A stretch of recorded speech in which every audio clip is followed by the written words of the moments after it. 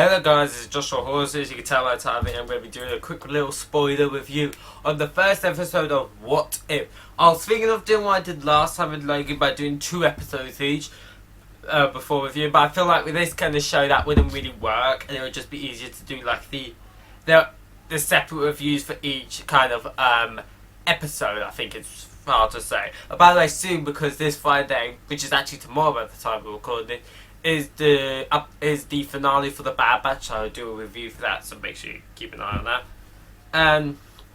Don't know if it'll be spoiler or not, but this will be spoiler because that's just how I talk about Marvel shows. Overall, I really enjoy this episode. I just really love the concept of what if. So yes, spoilers. If you haven't seen the show, don't watch this unless you don't care. I really just love the concept of this show. It is just an incredible concept because basically this is spoilers for the end of Loki, but if you're watching stuff like What If, which is on Disney Plus, the same thing as Loki, you're into this stuff, I assume you have seen Loki, but it's not, I don't know, muted for like a minute, I don't know. But of course at the end of Loki, the multiverse was put into tatters because of the events of that film. The multiverse is going complete madness, no pun intended, because of Doctor Strange, the Multiverse of Madness movie coming out, but it's just the multiverse is a thing, and this is how this show is still canon, which is what I really like, because it was kind of hard to tell whether this show was actually canon or not, but now that we've kind of seen what happens in Loki, this show works as part of the canon, but it won't. Will it be as important as like the movies or the other TV shows? Probably not, but I would love to see characters from What If show because the multiverse is going to tatters everywhere and colliding. You could just bring a character from that multiverse. I think that'd be really cool. Excuse the motorbike in the background, if you even heard it. So yeah, I just love the concept of the show. And this is a show you could probably do you could probably do so many seasons of this. Like year after year, you could do another season. You could do release one season every year, and like no one would get bored of it. Like it's because you're coming up with new, interesting, fun, unique storylines and what if scenarios. So now let's get into the plot of this specific episode. It is what if Captain Carter was the first Avenger? Basically, what if she took the super soldier serum instead of Steve Rogers? And I love this because it kind of like nails. The one thing I loved about this show earlier on, the Watcher, I forget the name who voices the Watcher, but whoever he is, I feel like does a good job at it. I also love the idea, love that they did the thing where they made it specifically clear what's the moment that changes everything. So of course, in this episode, it was when they're about to give Steve Rogers a super soldier serum, but she's like, someone says to her, like in the movie, I assume you'll be more comfortable up there in the, I don't know, like the box or whatever. In the movie, she agrees and goes there, but in this show, she agrees to stay down here, and that tiny little thing starts a new multiverse. They even make it sure in the show that this is the moment that starts a new universe or a new multiverse. And because of this tiny little thing, it has almost like a ripple effect. And just like if you throw a stone in the pool and it has a little ripple effect. And that impacts the entire events differently, which leads to, of course, the attack happening before the super soldier suit was injected.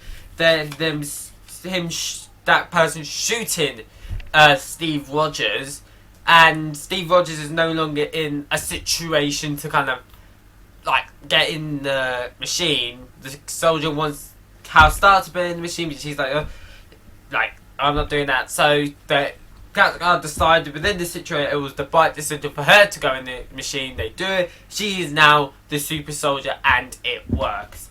But of course, the Scott Rogers have another name because they just have him play the misogynistic character. Apparently, he's pulling out with the same role within the Agent Carter TV show, which I might watch because I always found her character quite interesting. But yeah, I really kind of just that's just a little nugget they add. So what's different from this film? It has the same, for the most part, plot of the original film, but with changes, and they condensed it with like half an hour, which is one flaw I do have. I feel like, especially when you're trying to pretty much go through all the points of a story that was a film, I feel like this would have worked a lot better with the extra 10 to 15 minutes on it, because there were quite a few times when they were just rushing over scenes or like things that you kind of need more time to kind of like absorb.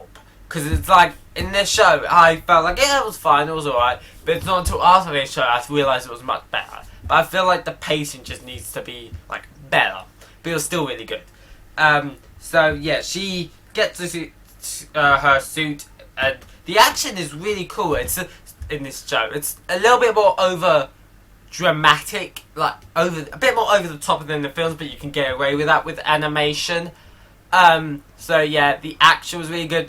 Different from the films, she's able to take the Tesseract earlier on in the film, and she then kind of gives it to Howard Stark, who makes a suit, which is basically the kind of the first Iron Man suit, and gives it to Steve Rogers, so he has a part to play. What I did like is that the relationship between...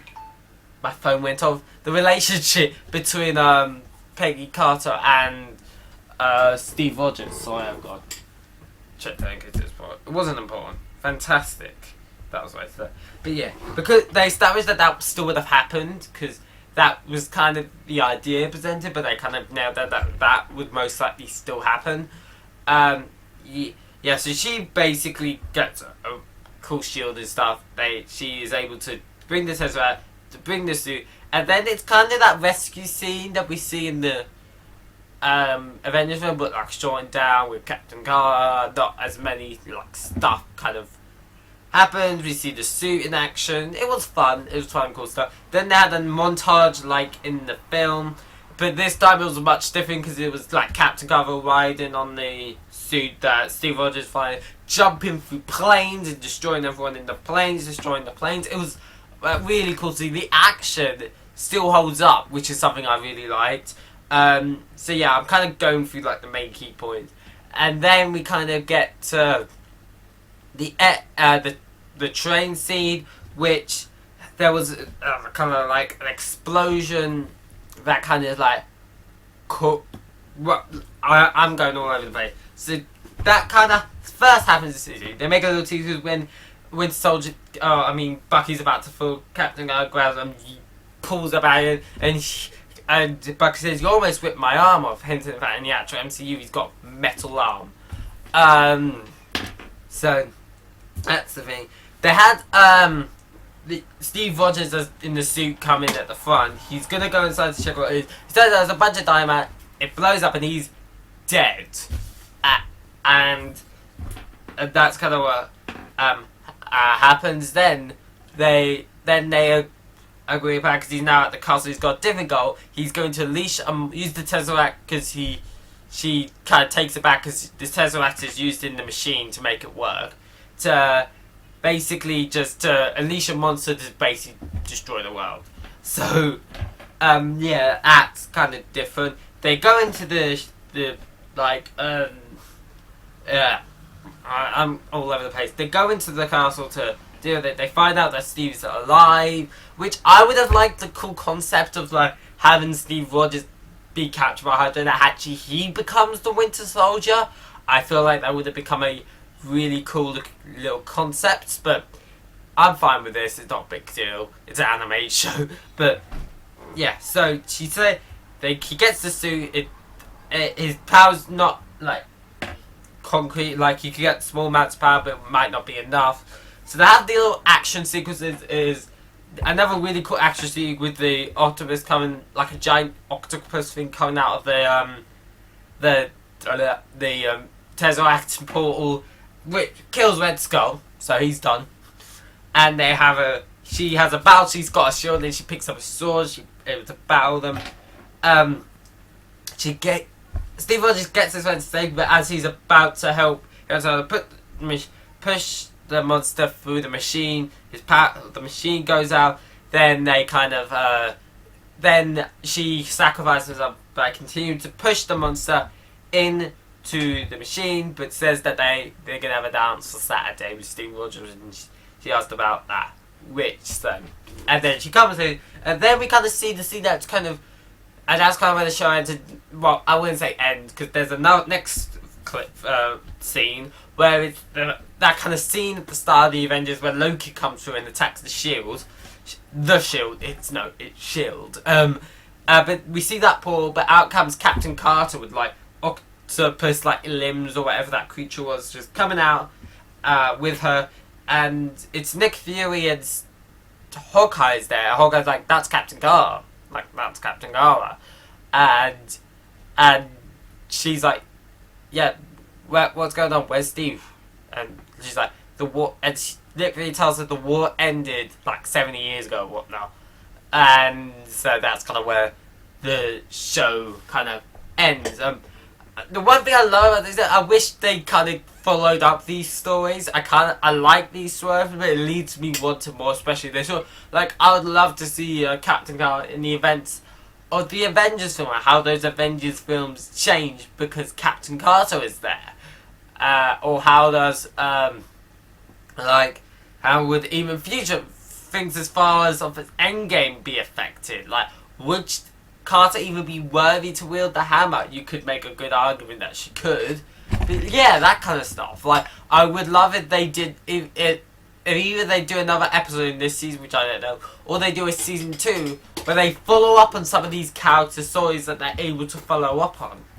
So that would be really kind of like cool. I think was great. And this is just the kind of show you could do so many seasons of. You could do so many seasons. This could last a long time because the possibilities are literally endless. You could do anything and it'll make sense. You could have, I don't know, Iron Man be a Black Widow and just change the timeline. And so the main villain isn't just misogynistic, he just wants an army of himself. And you could have Steve Rogers or Iron Man in that situation. Or you could literally go nuts and you literally not, like, it'd still be pretty cool. Like, you could do anything, which I think is kind of really cool. So overall, those are my thoughts in this episode. Overall, it was really good. My only flaw is that I could have done with an extra 10 to 15 minutes to kind of allow us to breathe from scenes, because it was just rushing from plot point to plot point to plot point. Especially when you're doing a movie that is a 2-hour like movie and squishing it into like half an hour. Because although it's not the same, there is like similarities. It's definitely got the basic structure. I'm more interested in the other episodes as well, in the case of it looks like completely new stuff. I believe the next episode is about what if T'Challa was Star-Lord, which is actually being voiced by Chadwick Boseman. He did the voice before he died, so that might hit differently than it would otherwise, because it sucks that of course he died. He was probably my favourite on-screen actor, so yeah, it'll probably be a lot more like different. Well, maybe not different, it'll just be like, but I don't really know, but it will definitely be interesting. And yeah, I'm really interested in that and kind of all the other stuff they've got planned going forward. So yeah, that's it for this video. I hope you enjoyed. If you did, don't forget to like the video, subscribe to the channel if you haven't yet, turn notifications on so you never miss a video, and I'll see you all in the next one. Bye guys.